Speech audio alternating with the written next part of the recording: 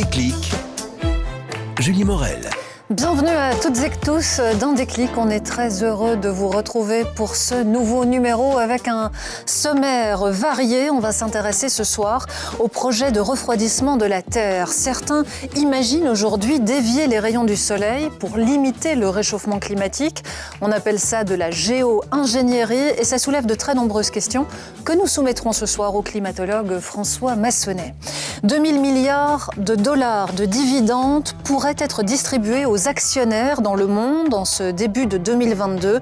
Malgré la crise, les marchés financiers sont en pleine santé. Comment l'expliquer ? C'est la question que pose Arno Ruyssen ce lundi.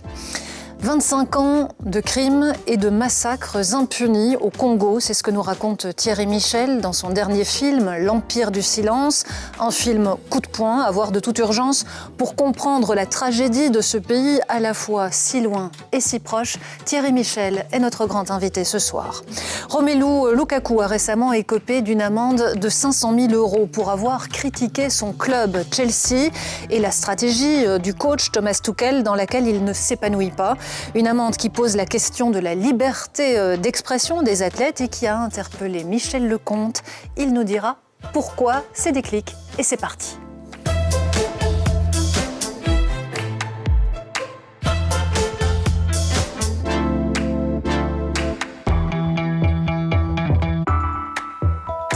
Bonsoir à toutes et tous, j'espère que vous allez bien et que vous ne vous êtes pas laissé contaminer par ces considérations pseudo-scientifiques sur ce jour le plus déprimant de l'année. L'équipe de Déclic en tout cas est en pleine forme. Bonsoir Arno Ruyssen. Bonsoir. Hélène Maquet, on est bien d'accord, hein, ce Blue Monday, c'est n'importe quoi. Hein, ça n'existe pas. Notre premier invité, François Massonnet, a lui aussi le sourire. Bonsoir François Massonnet. Bonsoir. Vous êtes climatologue à l'UC Louvain et on va s'intéresser avec vous à ces projets de géo-ingénierie solaire, parfois présentés comme la solution miracle au réchauffement climatique. L'actu. Alors la géo-ingénierie, si on regarde la définition, c'est l'ensemble des techniques qui visent à manipuler, à modifier le climat et l'environnement. Il y a plusieurs exemples. On peut citer un exemple qu'on cite souvent, la fertilisation de l'océan par exemple, quand on développe les algues pour capter le CO2. Mais ça peut aussi être, et c'est ça dont on va parler ce soir, le refroidissement de la planète en bloquant le rayonnement solaire. Alors, il y a plusieurs techniques apparemment, mais il y a une technique où les recherches sont assez avancées, c'est projeter dans l'atmosphère des particules de soufre. Est-ce que vous pouvez nous expliquer un petit peu comment ça fonctionne, François Massonnet ? Oui, la Terre est donc en premier ordre en équilibre énergétique. Elle reçoit de l'énergie de la part du Soleil, elle en réémet sous forme d'infrarouge, et cet équilibre va dicter la température qu'il fait. L'idée, c'est vraiment de s'inspirer un peu de ce qui se passe dans la nature. Et on a un super exemple avec ce qui s'est passé il y a 3 jours, avec cette éruption volcanique dans le Pacifique. Lorsqu'un volcan entre en éruption, et surtout lorsque l'éruption est majeure, on va avoir une injection de composés soufrés dans la stratosphère, qui est la couche au-dessus de la troposphère dans laquelle se passe l'essentiel de nos phénomènes météo. On parle ici de 10-15 km et plus. Et ces composés soufrés ont une propriété, c'est qu'ils reflètent une grande partie de rayonnement solaire qui parvient jusqu'à la Terre. Et donc, c'est un peu comme si on allait placer un paravent au-dessus de nous et qu'on limitait la quantité d'énergie qui parvient jusque chez nous, ce qui va faire, in fine, baisser la température. Donc ça, c'est l'idée.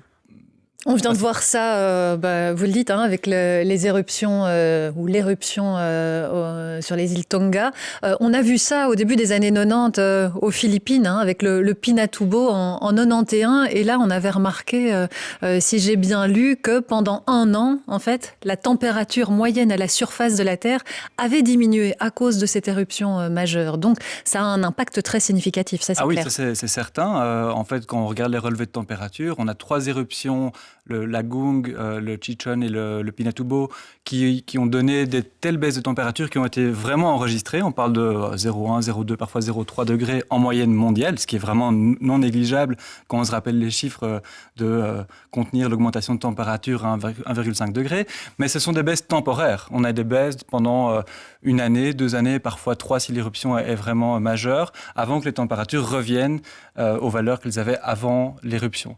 Mais la réalité est incontestable. Il y a un effet de ces aérosols. Donc l'idée sur le papier, elle est extrêmement simple, elle est séduisante, elle paraît quasiment automatique et évidemment, elle soulève pas mal d'autres questions sur lesquelles on va sans doute revenir. Ouais, et si on en parle aujourd'hui, en effet, c'est parce qu'il y a 60 experts et scientifiques qui viennent d'écrire une lettre ouverte au gouvernement, à l'ONU également, pour attirer l'attention sur les dangers que ça représente, parce que s'il y a des avantages, il y a aussi forcément toute une série d'effets secondaires, et peut-être que les risques sont plus importants que les avantages. Et c'est vrai que quand on parle de géo-ingénierie, on est tenté de dire faudrait pas jouer à l'apprenti sorcier. Alors, il ne m'appartient pas de faire l'arbitrage entre ce qui est de peser le pour et le contre ici, mais au moins d'étaler un peu les arguments pour, les arguments contre. Je pense que le pour, on est revenu. Il y a aussi le coût qui est assez faible au regard du coût d'une transition écologique complète. On a un rapport plus ou moins de 1000 entre le coût associé à cette géo-ingénierie solaire et le coût lié à la transformation. Donc c'est une technologie facile, quoi. Voilà, c'est facile, c'est rapide. Par contre, ça pose des problèmes éminemment profonds de gouvernance. On voit qu'on a déjà du mal à régler des litiges climatique. Quand on a des inondations en Belgique, on peut se poser la question de qui est responsable de ça. La Belgique peut-être en partie due aux émissions passées, mais d'autres pays également. Comment est-ce qu'on règle ces problèmes-là ? Comme on a déjà beaucoup de mal à régler ces problèmes liés au CO2, comment est-ce qu'on va régler les problèmes liés à tous les dégâts collatéraux qui vont être liés justement à l'émission de ces composés soufrés dans la stratosphère. On va y revenir peut-être un petit peu après, mais il y a un tas de problèmes liés notamment au cycle hydrologique qui peuvent se déclencher. Ça, c'est une première chose.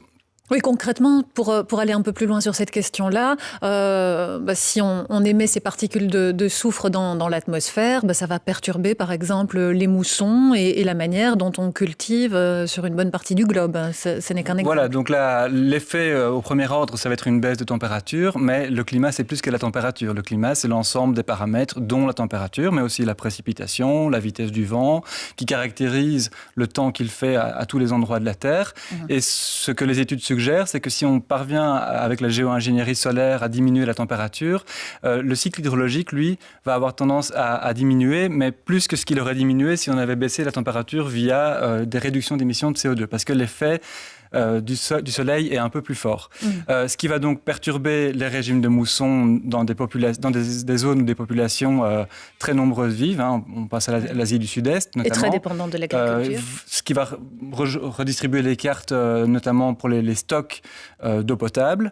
Donc il y a vraiment un tas d'éléments qui vont pouvoir jouer aussi sur les récoltes, tout simplement. Et donc ça va potentiellement menacer des populations entières par rapport à leur dépendance à ces récoltes agricoles. Je vous ai interrompu il y a un instant, vous pointiez un autre désavantage que celui-là sur l'impact des cycles. Il y avait un autre élément qui vous interpellait, François Massonnet ? Oui, il y a encore un élément un peu anecdotique, mais qui est quand même assez ironique à souligner, c'est que évidemment, si on diminue l'apport d'énergie solaire, on diminue notre rendement énergétique par panneaux photovoltaïques. Alors c'est principalement ça qu'on a mis en place pour combattre notamment le réchauffement climatique. Bon, ça c'est plus pour le clin d'œil. Après, il y a tout un arsenal d'éléments qui ne vont pas pouvoir être résolus par la réduction d'apport d'énergie de la part du soleil. Il y a un problème dont on ne parle peut-être pas assez souvent, c'est le problème de l'acidification des océans. Les océans sont en train de s'acidifier parce qu'ils absorbent beaucoup trop de CO2 que normalement ils en absorbent. Si on règle le problème d'équilibre énergétique de la Terre avec cette géo-ingénierie solaire, en fait, on ne règle pas du tout le problème lié à l'acidification des océans et on continue de menacer quelque part toute la chaîne alimentaire qui se trouve dans les océans et on ne résout pas un tas d'autres problèmes. Ouais. Hélène ? Ces systèmes de géo-ingénierie solaire, aujourd'hui, c'est qui travaille dessus ? Est-ce que ce sont des scientifiques dans des universités ou est-ce que ce sont plutôt des sociétés privées qui imaginent aussi un marché potentiel lié au réchauffement climatique, puisqu'on sait qu'évidemment, la lutte contre le réchauffement climatique, c'est un marché qui va générer beaucoup d'argent. En tout cas, au niveau de la recherche fondamentale, il y a des recherches qui sont publiées de façon régulière. Donc, c'est vraiment un thème de recherche qui est à l'ordre du jour. L'Académie nationale des sciences américaines a d'ailleurs incité à continuer ce genre de recherche et à mettre en place une opérationnalisation depuis la recherche fondamentale jusqu'à les résultats pratiques de Et ça, on ne peut que l'encourager, que la recherche continue. En tout cas, l'hypothèse doit être explorée et même doit être débattue plus loin que simplement avoir une opinion pour ou contre, comme on le voit actuellement, par exemple, sur le nucléaire. Donc c'est quelque chose qui doit vraiment être amené sur la table et qui doit être fait en société, tout en pesant les avantages et les inconvénients, en se disant que à problème global, il va y avoir des conséquences globales et que ceux qui vont payer les pots cassés de cette nouvelle technologie ne seront peut-être pas nécessairement les mêmes que ceux qui ont été les instigateurs de la solution. Oui, Arnaud. On comprend bien en vous écoutant, François Massonnet, que, en tout cas, c'est pas idéal et que le meilleur moyen de régler le problème, c'est quand même de parvenir à réduire nos émissions pour empêcher que ça monte trop en température.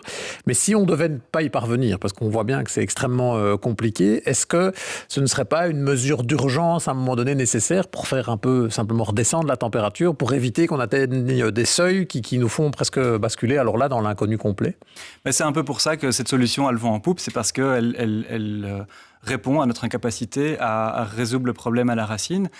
Et ce qui me fait un petit peu peur, à titre plutôt personnel ici, c'est ce que j'appellerais le syndrome du ring de Bruxelles. C'est-à-dire, on met une 4e bande parce qu'on a congestion automobile, on règle un problème temporairement et on permet de désengorger le trafic, mais en fait, dans un an, qu'est-ce qui se passe?